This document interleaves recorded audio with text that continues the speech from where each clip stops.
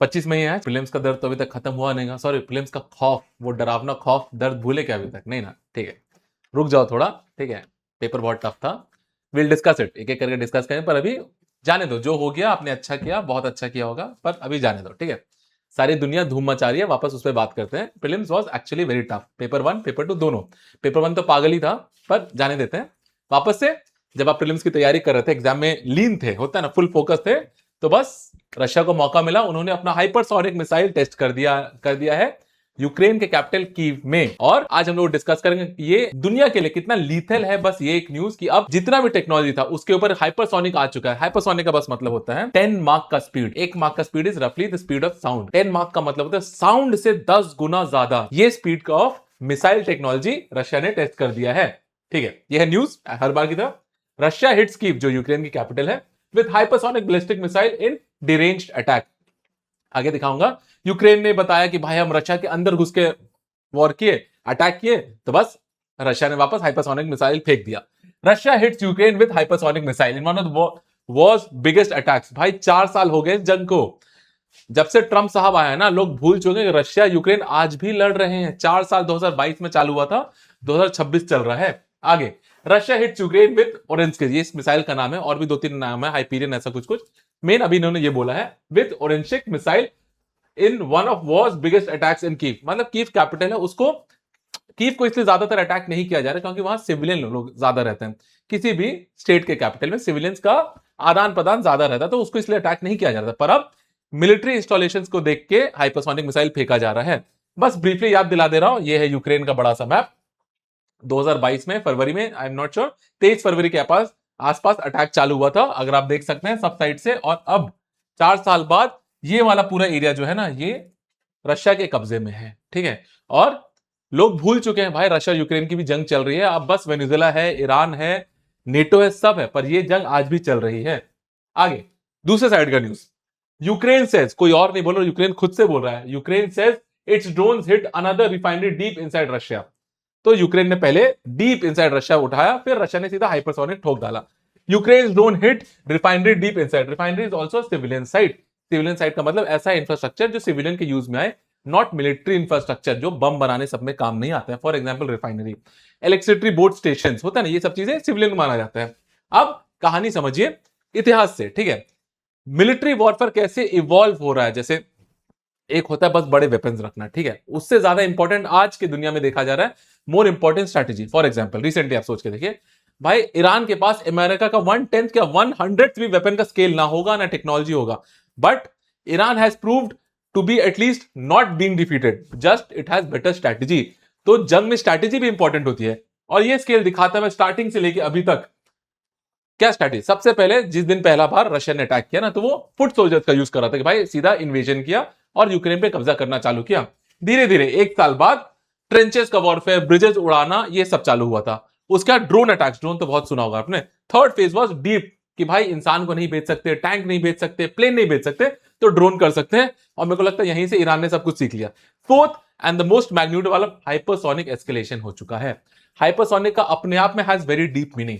Hypersonic means कुछ ऐसा, ऐसे you just blink and that is the speed of hypersonic. अभी तक जितने भी डिफेंस मैकेनिज्म थे ना, सबको हाइपरसोनिक फेल कर सकता है। विल सी आगे कि हाइपरसोनिक का मतलब ये होता है अभी तक जो पुरानी टेक्नोलॉजी है, जो एयर डिफेंस सिस्टम था, वो सब ऑब्सोलीट हो गया है, ठीक है। आगे आप सोचे से पहले बता दो कौन कौन से देश के पास हाइपरसोनिक है। सबसे पहले रशिया, जो हम बात कर रहे हैं, USA, again China, believe me I show you, India also has hypersonic technology, and other 2 countries are North Korea and, guess कीजिए, ठीक है, नॉर्थ कोरिया, एक्चुअली में नॉर्थ कोरिया और China, China also has it, ठीक है। But sorry, Iran also has it, Iran भी धमकी दी थी कुछ कुछ, Iran also has it.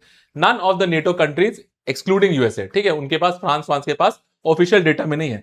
Hypersonic में 2 टाइप का होता है, एक होता है बस बता देना दुनिया को कि भाई हमारे पास है, एक होता है ऑपरेशनल यूज। फॉर एग्जाम्पल अगर ये आप न्यूज देखेंगे ना आगे, तो रशिया ने रिस्पॉन्सिबिलिटी नहीं ली है कि हम, रशिया ने ओपनली अभी तक नहीं कहा है कि भाई हमारे पास हाइपरसोनिक भी है और हम ठोक के आ गए, नहीं। रशिया ने अभी तक अनकंफर्म्ड सोर्सेस से बताया गया है। This is the parabolic path of this. Next, अभी तक हाइपरसोनिक का मतलब अभी तक ये चल रहा था, ड्रोन वॉरफेयर चल रहा था, क्रूज मिसाइल चल रहा था, ट्रेडिशनल चल रहा था। इससे जो डिफेंस मैकेनिज्म था ना किसी भी देश का, फॉर एग्जांपल इजराइल के पास आयरन डोम है, यूएसए के पास गोल्डन डोम है और इंडिया के पास टू बी प्रपोज्ड आगे फ्यूचर में सुदर्शन चक्र आएगा।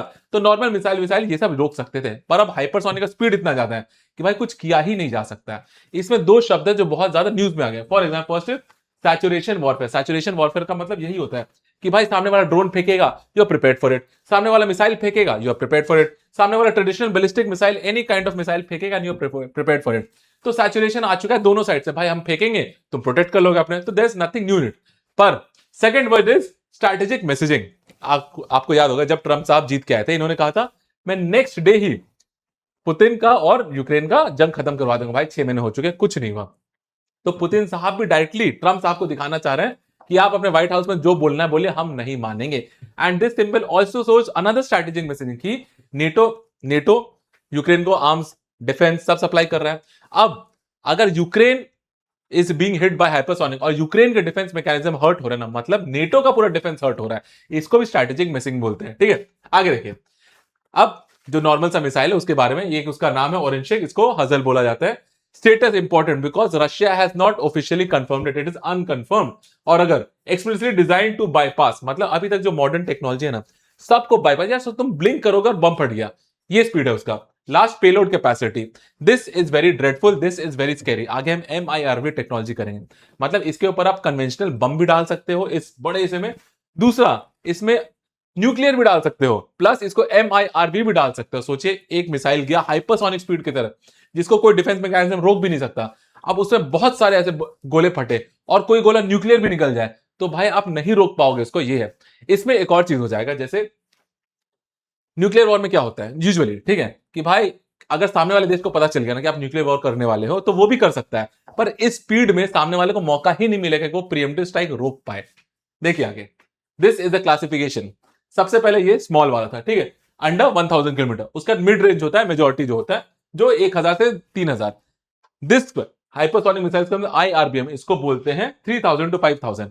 लास्ट इज ICBM, जो हम ना हमारा अग्नि 6 इंडिया का आने वाला, वो है इंटरकॉन्टिनेंटल, यह है रीजनल, ये यहीं पे आके रुक जाता है। और potential belongs to IRBM category, ज्यादा दूर नहीं जा रहा है, क्योंकि अभी तक रशिया का एम यूक्रेन ही है, यूक्रेन के आसपास ही उनको फोड़ना है, तो ज्यादा दूर नहीं जा पा रहा है। This is same thing, range वेंज सेम चीज बोला गया है। ठीक है, ये है why it is so lethal.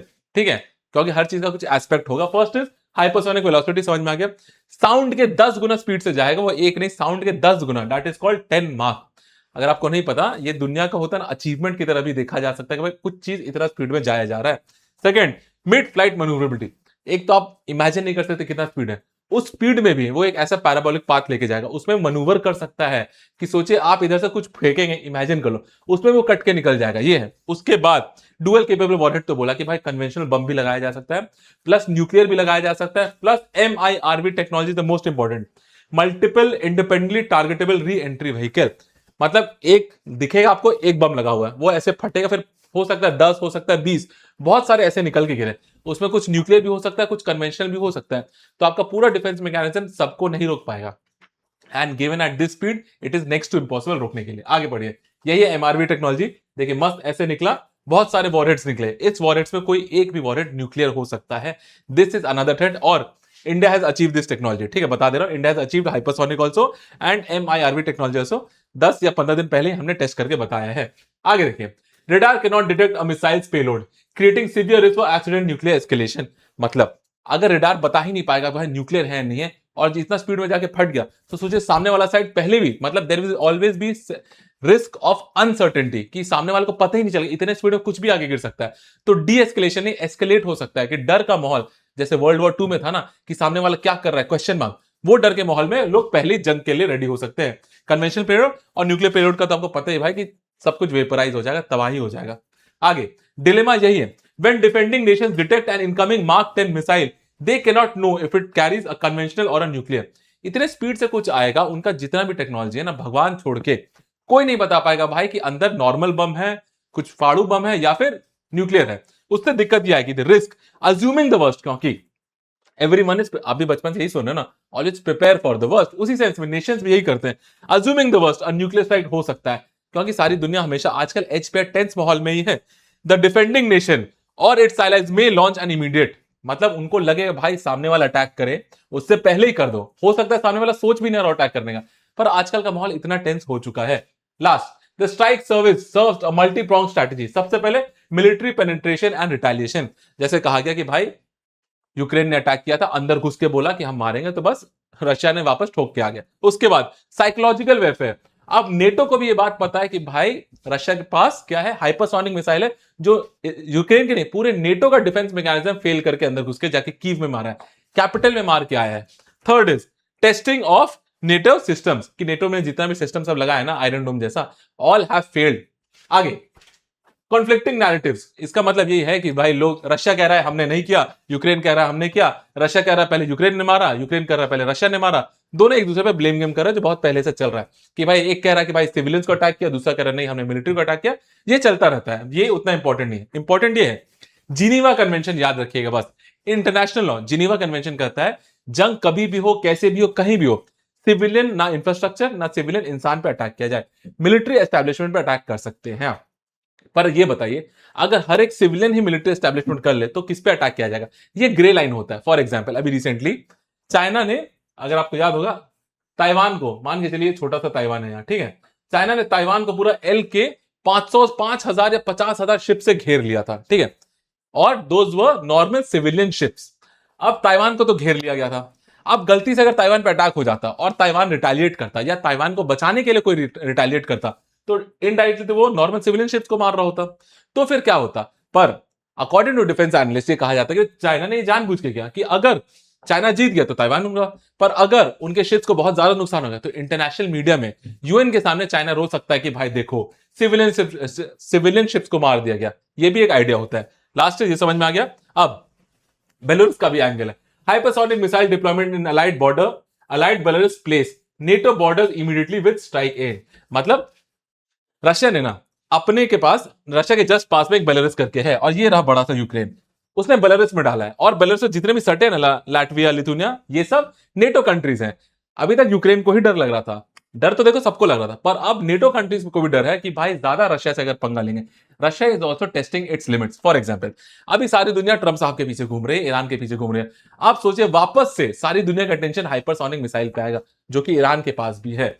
Last India का एंगल, ठीक है, इंडिया के पास है या नहीं है, ऑफिशियली बता दे रहा हूं, इंडिया के पास है, बट हमने कॉन्डक्ट नहीं किया उसको आर्मी या मिलिट्री में, मतलब हमने बस टेस्ट किया और फिर बचा के रखा है फर्दर टेस्टिंग के लिए।